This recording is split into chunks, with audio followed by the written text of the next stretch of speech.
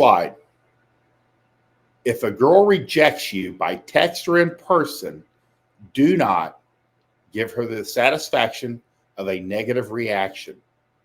Your reaction in person should be, okay, have a great day. And then move on. And then you treat her just as you did 15 minutes before you asked her out.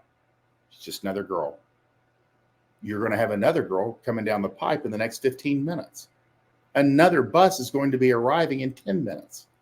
So do not, under any circumstances, let your face or your mannerisms or your attitude or your tone of voice belie your annoyance, which, a lot of guys, you're just going to be annoyed and and I think this really crops up when a guy's like on a bad streak and, he's like asked 3 or 4 or 5 girls out and the 5th or 6th one is like, no, I'm not interested.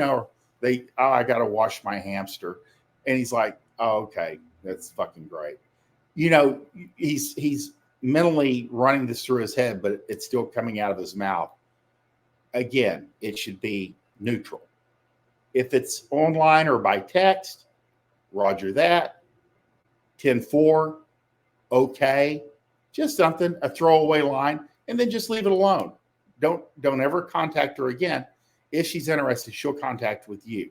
And one thing that Bunny has said about this, especially if they're social circle or they're at the gym or when you're cool about a girl not being able to meet up, but remember, most of it's timing. We'll talk about that in a second.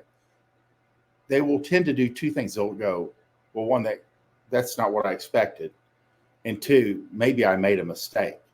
And sometimes they will, but don't depend on it. We'll circle back around and go, you know what?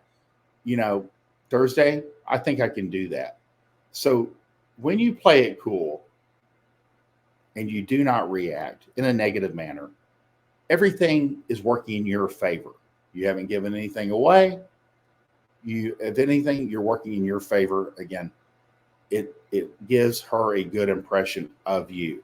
Even when you ask a girl out and you do get rejected, 90% of it is timing.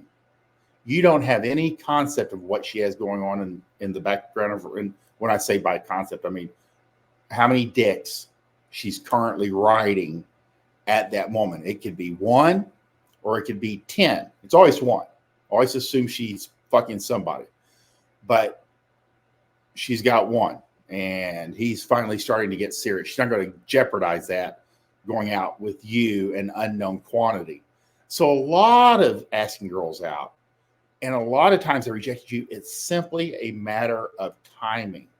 If you had asked her out 3 weeks ago, right after she broke up with her boyfriend, she might have said yes, simply because it was a good time. It's good timing. It has so very little to do with you over time. If you really, the more you learn, the more you meet girls, the more girls you talk to, the more after action you do, the longer you're doing this, and girls circle back around, you can kind of ask questions. Nearly invariably, 99% of the time, it's an ex or they're working on some dude that they've been pursuing for some time and finally starting to show some interest, and she's not going to fuck that up. She can't. So therefore, girls tend to stick with the guy that she's been fucking for the last 6 months with no commitment. And then you come along and you want to go out the same night he wants to go out. She's not going to risk that. So it's timing, as opposed to she just finds out her boyfriend is married. She's like, well, this sucks.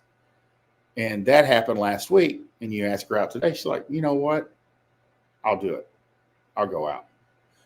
So a lot of it, rejection is, and actually rejection and acceptance is a matter of timing, either way. But when you do deal with rejection, mostly it's just bad timing. If and when she does, stay neutral. Thanks for her time. Have a great day. Move on. Treat her just like you did the moment before you asked her out, because nothing has changed. You're back to just back on. And you talk to a lot of girls. The more you do this, the more you'll become very, very flat about it. And it just works better.